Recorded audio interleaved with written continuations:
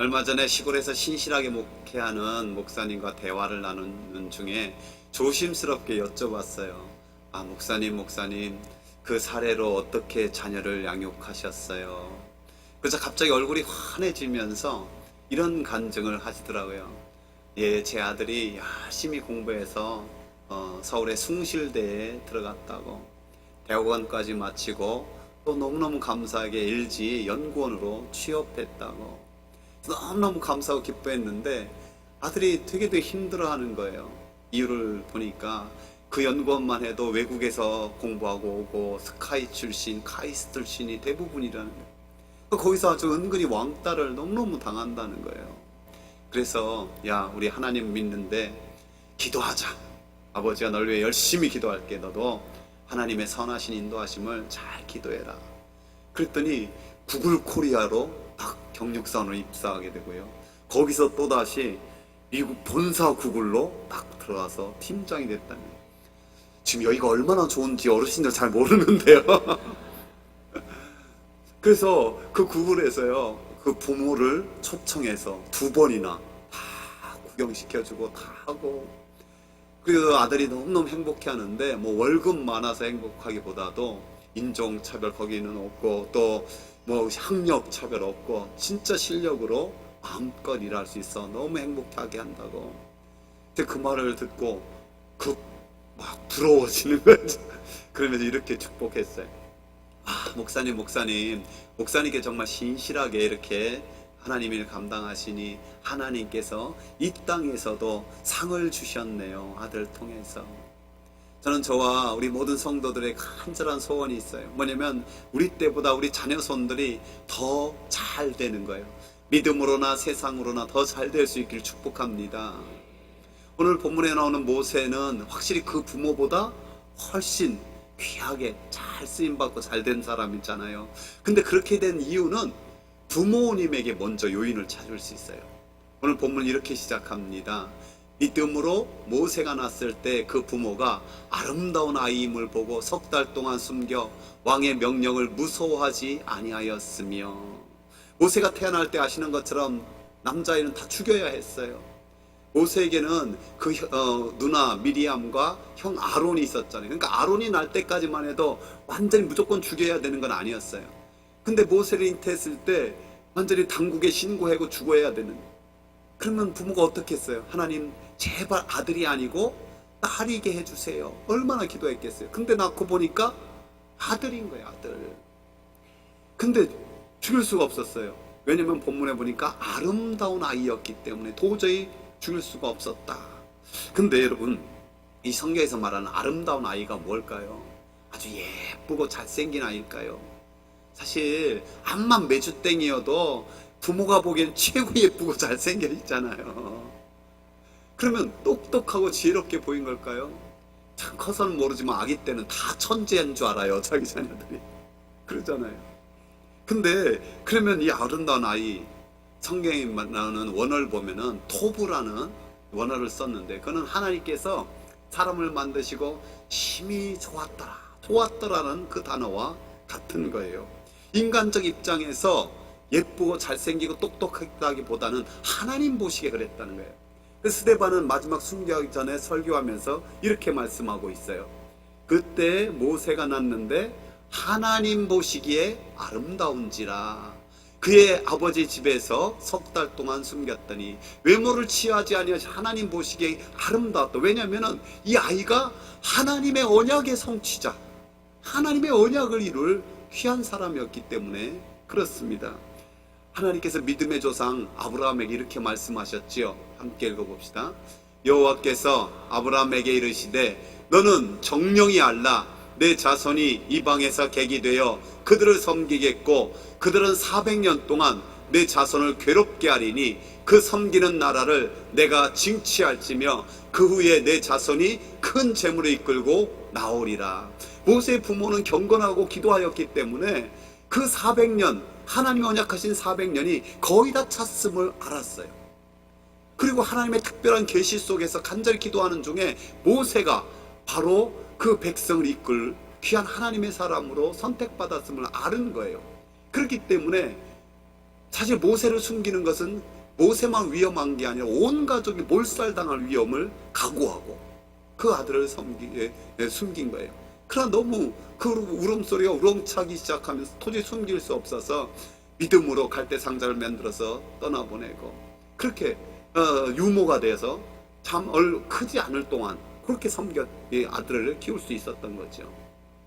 그럼에도 불구하고 그 짧은 기간에 어떻게 했을까요? 이렇게 한 거예요. 계속해서 그를 위해 기도하며 심어준 거예요. 너는 하나님의 사람이야. 너는 이 하나님의 백성을 이끌 지도자란다. 이 세상의 부귀영화 어떤 것을 부러워하지 말고 그것을 취하지 말고 하나님의 사명에 따라 살 때 하나님이 너와 함께 하실 거고 하늘의 놀라운 상을 너를 위해서 예비하고 있단다. 그래서 어린 시절 그 부모님의 기도와 말씀이 평생 모세를 지배하는 거예요. 그래서 오늘 본문에 보니까 그 모든 사명을 감당할 수 있었던 이유, 상주심을 바라보았기 때문이다. 저는 저와 우리 모든 성도들이 자녀들에게 끊임없이 이렇게 말해주길 원해요. 너는 하나님의 자녀란다. 하나님께서 너를 이 땅에 보내실 때 너에게만 허락하신 것이 있어서 보낸 거야. 네가 그것을 잘 붙들고 살아가면은 하나님이 너를 떠나지 아니하고 너와 함께 하실 거다. 그리고 너가 이 땅에서 이룬 그 모든 하늘의 상으로 또한 준비하실 거예요. 할렐루야. 종종 이렇게 말하는 분들이 있어요. 이 땅에서 구원받고 천국 가면 되지 꼭 상까지 받아야 되니까 천국 가면 다 똑같은 거 아닙니까? 그러나 모르는 얘기. 주님께서는 분명히 이렇게 말씀하고 계세요. 인자가 아버지의 영광으로 그 천사들과 함께 오리니 그때 각 사람이 행한 대로 갚으리라. 우리가 분명히 알아야 될 사실, 우리는 구원은 전적인 하나님의 은혜로 받지만은 그 상은 행한 대로 갚는 거예요. 그렇기 때문에 주님께서는 요한계시록 맨 마지막에 다시 한번 힘주어 이렇게 말씀하고 있습니다. 함께 읽어봅시다. 보라, 내가 속히 오리니 내가 줄 상이 내게 있어 각 사람에게 그가 행한 대로 갚아주리라. 아멘. 사랑하는 성도 여러분, 저와 여러분이 구원받은 하나님 자녀일 뿐만 아니라 정말 하나님의 상주심을 바라는 모세처럼 그렇게 믿음으로 나갈 수 있기를 주의 이름으로 축복합니다. 모세가 하나님의 상주심을 바랐기 때문에 어떻게 살았습니까? 오늘 본문에 보니까 세상 권세를 거절했다는 거예요. 이렇게 말씀하시죠. 믿음으로 모세는 장성하여 바로의 공주의 아들이라 칭함받기를 거절하고, 모세가 바로의 공주의 아들로 입양되어서 진수성찬 먹고 좋은 옷 입고 살 수 있었어요. 무엇보다도 애굽의 최고의 학문을 또 배울 수 있었고 무술을 연마하면서 최고 지도자로 그렇게 다 준비된 거예요. 이제 때가 되기만 하면은 왕위에 오를 수가 있었어요. 당시 문헌을 연구해보면 그래요. 그런데 모세는 그 공주의 아들이라, 바로의 공주의 아들이라 칭함받기를 거절했다는 거예요. 우리나라로 치면은 그 신라시대의 선덕 여왕의 아들이라 칭함받음을 거절했다, 그런 거죠. 이게 얼마나 어리석은 일입니까? 여러분, 세상의 모든 사람들 보세요. 어느 역사 시대 때나 어느 나라에서나 왕이 되기 위해서는요, 그게 얼마나 좋은지 부모도 몰라볼 때, 형제는 물론이고 자식까지도 아주 이렇게 할 때가 많이 있잖아요. 북한도 그렇잖아요. 저 김정일이 김정남을 살해해버리잖아요. 이 왕의 그렇게 귀한 건데 이 왕이 되는 자리를 포기한 것, 청소년 시절에 난 뭐 세상에서 노는 게 더 좋아, 객기로 포기한 게 아니에요. 그 불혹의 나이, 40의 나이에 얼마나 깊이 고민하고 생각하고 또 기도하고 결단했겠습니까? 그렇기 때문에 오늘 본문에 보면은 믿음으로 거절했다라고 기록하고 있는 거예요. 믿음으로 거절했다. 성경 시편에 보면은 고라 자손이 아주 아름다운 시편을 많이 남겼어요. 그 고라 자손이 누구입니까? 고라가 모세의 자리가 탐냈던 거예요. 그래서 모세를 거역하여서 나도 이 민족의 지도자가 될 수 있다라고 그 자리를 탐내다가 하나님께 심판을 받아서 그 지진이 일어나서 땅이 쫙 갈라져서 죽고 말았잖아요. 하나님께서 남겨두신 그 자손 가운데는 그 조상을 기억하면서 하나님 성전에서 신실하게 하나님을 섬긴 자들이 그 시편을 아름답게 남겼어요. 대표적인 시편 84편에 이렇게 고백하고 있지요. 만군의 여호와여, 주의 장막이 어찌 그리 사랑스러운지요. 내 영혼이 여호와의 궁정을 사모하여 쇠약함이여 내 마음과 육체가 살아계시는 하나님께 부르짖나이다. 저와 여러분, 이런 사모하는 마음으로 하나님을 예배할 수 있기 바랍니다. 이렇게 고백하면서 그는 또한 이런 결단과 고백을 하고 있어요. 함께 읽어봅시다. 주의 궁정에서의 한날이 다른 곳에서의 첫날보다 나은즉 악인의 장막에 사는 것보다 내 하나님의 성전 문지기로 있는 것이 좋사오니.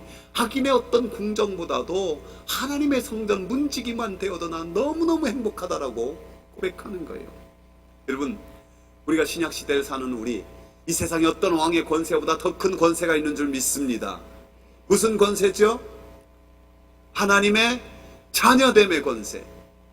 근데요, 이 하나님의 자녀됨의 권세를 잘 느끼지 못하는 부분이 많이 있어요. 뭘로 평가할 수 있느냐? 아직도 세상 권세가 너무너무 부러우면은 하나님의 자녀됨의 권세가 얼마나 귀한 건지 잘 못 느끼는 거예요. 여러분, 우리가 하나님을 아버지라 부르잖아요. 한번 불러볼까요? 하나님 아버지, 아버지 하나님, 아빠 아버지. 어떤 분은 이 중에서 보면 잘 못 부르는 분이 있어요. 죄송하지만 그분들은요, 정말로 예수님을 영접하시기 바랍니다. 예수님이 안에 계시고 성령님이 부르게 하셔야 부를 수 있거든요. 근데 또 우리 중에는 이렇게 불러도 친밀하게 다가오지 못하는 분들도 꽤 있을 거예요. 왜 그런지 아세요? 제가 그 이유를 한 3가지로 묵상해 봤어요. 첫 번째는 아버지가 너무 멀리 계시는 아버지예요. 여러분, 이 땅에서도 육신의 아버지들이 얼마나 바쁩니까? 아기가 잠잘 때 나가서 잠잘 때 들어와서 얼굴을 못 봐. 그리고 뭐 출장 자주 다니고 외국 다니고.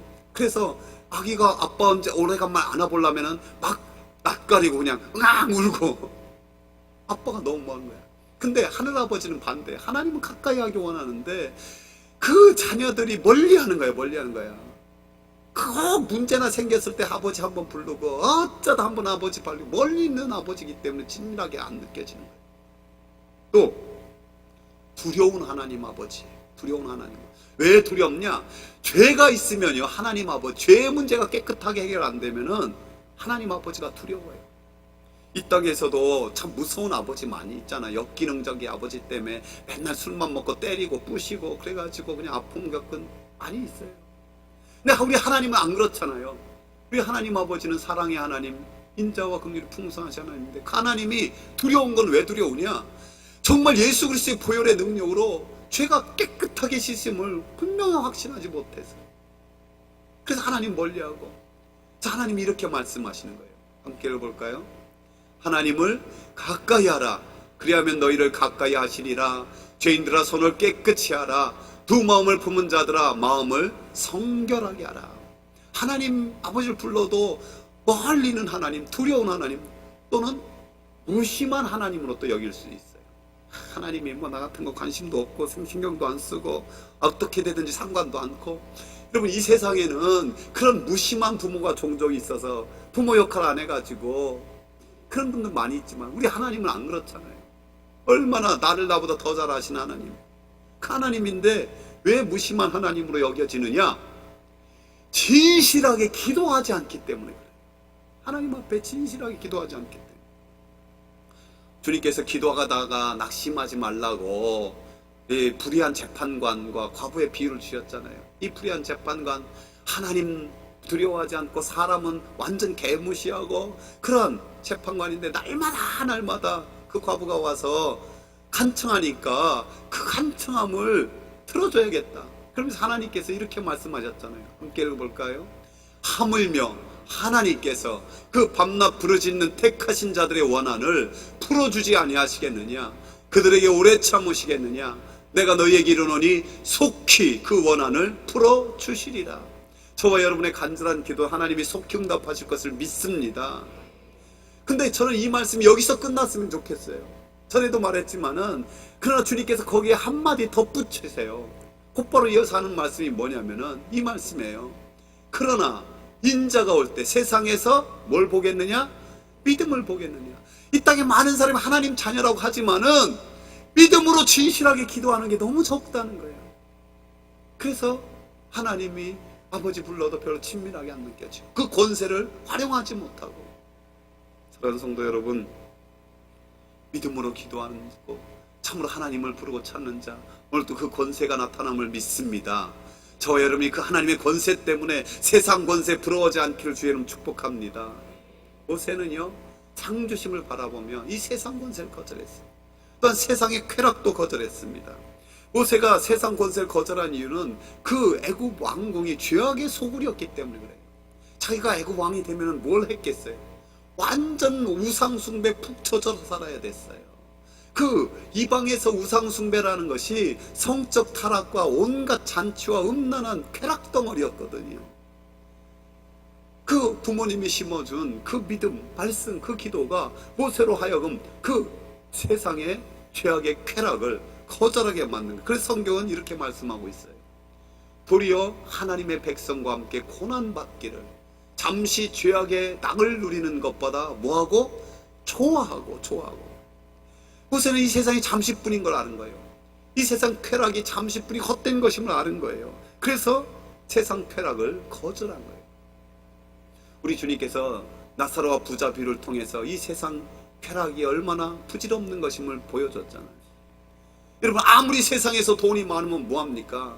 죽으면은 단 한 푼도 못 가져가는데, 이 세상에 날마다 잔치하고 파티하고 맛있는 것 진수성찬 다 먹으면 뭐예요?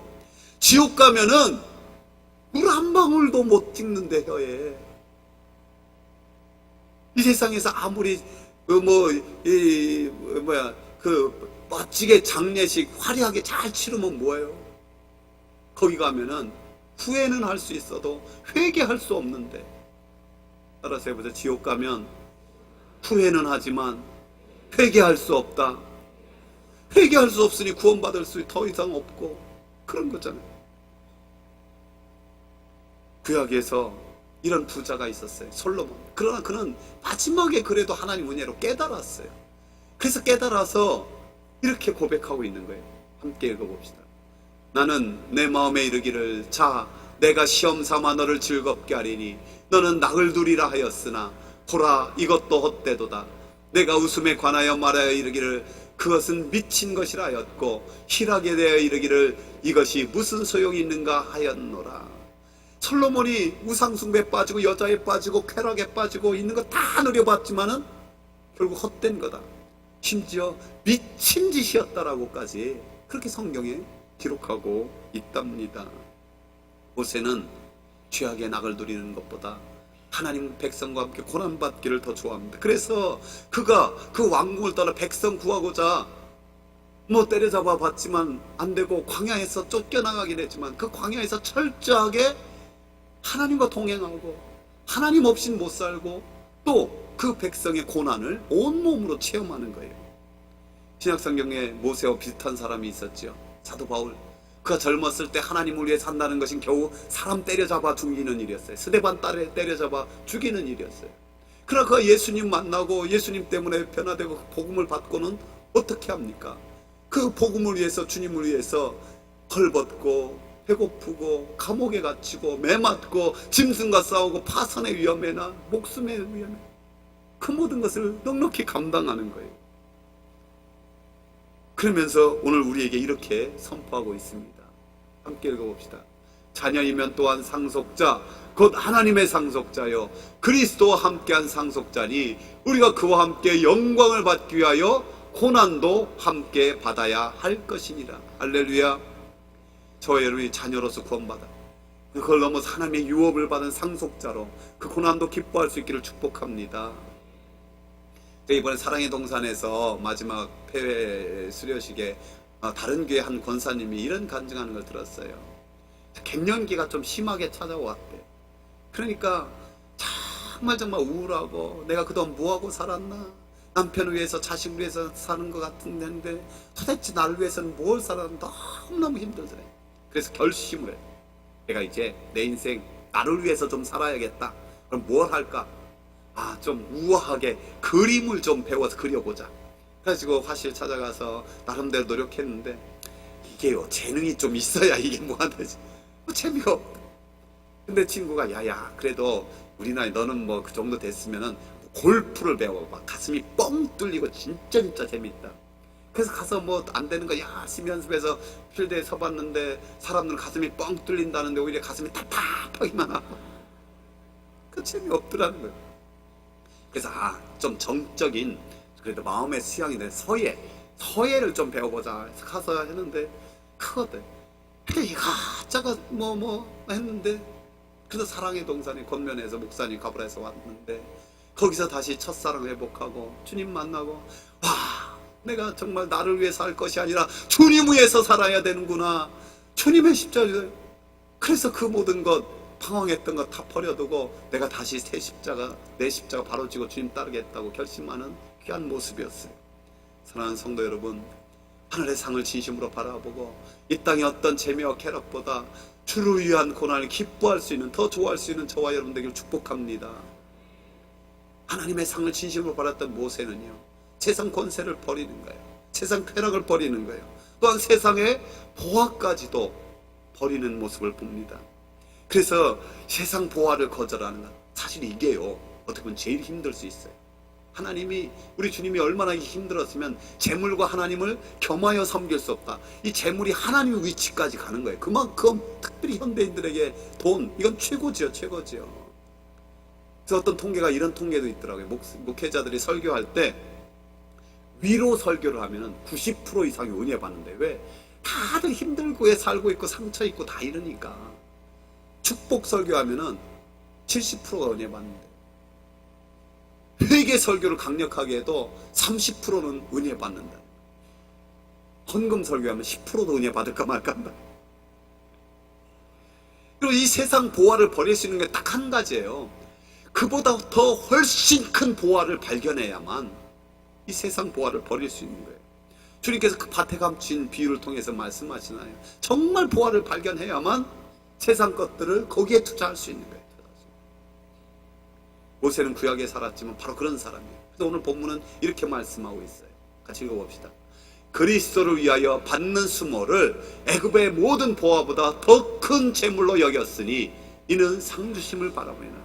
근데 하늘의 그 보화가를, 저 말씀이 이상하잖아요. 모세 시대 때 주님이 계셨어요, 안 계셨어요?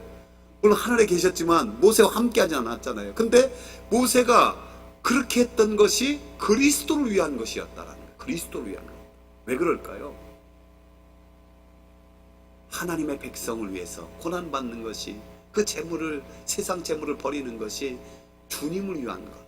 그것은 마치 사도 바울이 하나님의 교인들을 핍박할 때 주님이 뭐라고 했어요? 왜 내가 나를 핍박하느냐? 동일하게 여기셨던 것처럼, 지극히 작은 자에게 한 것이 곧 내게 한 것이라 동일하게 여기셨던 것처럼, 모세가 그 백성을 위해 한 것을 주님은 동일하게 그리스도를 위한 것으로 여겨주신다는 사실을 말씀하고 있는 거예요. 그래서 주님께서는 자기를 믿지 않고 우리는 모세의 제자다라고 뻐기는 그런 바리새인 사두개인들에게 이렇게 말씀하셨어요.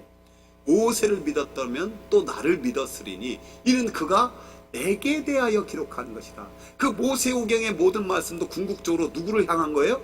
그리스도, 예수님을 향한 것이기 때문에. 그래서 예수님께서 변화산에서 마지막 십자가의 구속을 의논할 때 누가 그 옆에 섰습니까? 엘리야와 모세가 예수 그리스도의 십자가의 구속을 함께 의논하는 자로 주님과 있는 거예요. 오늘 우리도 우리 주일학교 자녀들을 위해서 말씀으로 기도하고 준비하고 가르치는 선생님들, 찬양으로 섬기는 분들, 추운데 여기보다 훨씬 더 추운 주차장에서 섬기는 분들, 그 밖에 여러 섬기는 분들, 또 영혼을 위해서 기도하고 전도하려고 애쓰고 힘쓰는 그 모든 것이 그리스도를 위한 일이 되는 줄 믿습니다. 그래서 하늘의 상을 예비하는 길이니 더 크게 사모할 수 있기를 축복합니다. 모세처럼 하늘의 상 주심을 바라는 더 간절한 사람이 있었죠. 사도 바울, 그는 이렇게 고백하고 있습니다. 함께 읽어봅시다. 형제들아, 나는 아직 내가 잡은 줄로 여기지 아니하고 오직 한 일, 즉 뒤에 있는 것은 잊어버리고 앞에 있는 것을 잡으려고 표대를 향하여 그리스도 예수 안에서 하나님이 위에서 부르신 부름의 상을 위하여 달려가노라. 아멘. 나도 상 받기 위해서 표대를 향해서 달려간다. 그러면서 믿음의 아들 디모데에게 마지막으로 이런 고백과 함께 권면을 해요. 나는 선한 싸움을 싸우고 나의 달려갈 길을 마치고 믿음을 지켰으니 이제부로는 나를 위하여 의의 면류관이 예비되었으므로 곧 의로우신 재판장이 그날에 내게 주실 것이며 내게만 아니라 주의 나타나심을 사모하는 모든 자에게도니라. 사랑하는 성도 여러분, 저희를 주님 다시 오실 때까지 하나님이 준비하시는 상을 바라보며 주님께서 예비하시는 그 면류관을 바라보며 믿음의 선한 싸움을 싸울 수 있기를 주의 이름으로 축복합니다. 전 세계적으로요, 사람들이 많이 사용하면서 또 강력한 영어 단어가 있어요. 뭐냐, 파이팅이에요. 파이팅. 여러분, 시합이나 무슨 싸움을 앞두고 사람들 외치잖아요. 파이팅, 파이팅 하잖아요. 야, 힘내라, 이길 수 있어. 까짓거 뭐 아무것도 아니야. 겁내지 마, 쫄지 마, 그러는 거잖아요. 시험 보러 가는 자녀에게도 파이팅, 하나님 너와 함께 하실 거야, 파이팅 외쳐주잖아요. 심지어 보면 사진 찍을 때도 종종 자, 주먹 쥐고 파이팅, 파이팅이에요. 왜 그럴까요? 사진에서나마 좀 인생을 멋지게 당당하게 막 이렇게 보이고 싶은 거예요. 이렇게 보이고 싶은 거예요. 여러분, 근데 사람들이 이렇게 외치는 파이팅이 무슨 뜻인지 아세요? 이 파이팅은요, 믿음, 페이스의 현재 진행형이에요. 즉, 내 믿음을 보이라는 거야. 내 믿음을 속에만 가둬두지 말고 정말 그 믿음을 사용해 나타내 보여라는 거예요. 보여라는 거예요. 왜 사람들이 이렇게 이 파이팅하는 이유가 뭘까요? 두려움을 떨쳐내기 위한 거예요. 이런 믿지 않는 사람에게는 믿음의 반대말이 의심이 될 수 있어요. 그 우리 성도들에게는요, 믿음의 반대말이 의심이 아니라 두려움이에요. 두려움. 그래서 믿음의 반대말은 의심이 아니라 두려움이다. 자꾸 세상의 것들을 큰 거 이렇게 느껴지는 거예요. 그럼 고양이와 쥐 중에 누가 더 빠를까요? 쥐. 맞아, 쥐예요, 쥐. 쥐가, 고양이는요, 조금은 좀 큰 발자로 빨리 뛸 수 있지만은 고양이과 동물들이 다 그래요. 잠깐만 뛸 수 있는 거지 조금 멀리 뛰지 못해, 심장이 약해서. 근데 약한 동물들은요, 심장이 떼서 싹같이 도망가면 또 빨리 도망갈 수 있는 거예요. 그러니까 쥐가 맘먹고 도망가면은 고양이가 못 잡아. 근데 왜 쥐가 잡혀먹냐? 고양이를 보자마자 두려움에 경직되는 거야, 그냥. 그러니까 꼼짝없이 잡혀먹는 거예요. 마귀가 쓰는 방법이 바로 그래요. 하나님의 사람들, 인간들을 두렵게 만드는 거예요. 문제가 너무너무 커 보이게 만드는 거예요. 이 세상의 견고한 진들이 절대 무너지지 않을 것처럼 그렇게 보이는 거예요. 정말 사람들이 너무너무 무섭게 느껴지게 하는 거예요. 또 이 마귀는요, 교묘하게 유혹하게 돼요. 세상의 쾌락이 너무너무 재밌게 만들어버리고, 세상의 것들이 영원할 것처럼 만들고요, 세상의 것들이 너무너무 달콤하게, 그거 잃으면은 인생 다 망하는 것처럼, 완전한 패배자처럼 그렇게 두렵게 만드는 거예요. 그 예수 믿는 사람들, 특별히 예수님을 더 잘 믿으면은 그렇게 되도록, 그런 두려움이 임하도록 마귀가 유혹하는 거예요. 여러분, 두려워하지 마십시오. 이 세상 어떤 문제보다, 세상보다 우리 주님은 더 크신 줄 믿습니다. 우리의 영적 싸움에서 파이터들로, 영적 싸움에 싸우는 자들로 이 땅에 세워져요. 파이팅 합시다. 하나님 우리와 함께 하십니다. 할렐루야. 우리는 예수 그리스도께서 그 십자가의 보혈로 우리의 모든 죄를 씻어주시고 참으로 하나님의 천국 백성, 하나님 자녀 되게 하셨어요. 주님께서 예비하신 그 천국, 이 세상 그 무엇으로 비교할 수 있습니까? 주님께서 예비하신 그 면류관, 그 상은 이 세상의 모든 재물과 이 세상 모든 것들을 시시하게 만들어 버릴 것을 저는 분명히 믿습니다.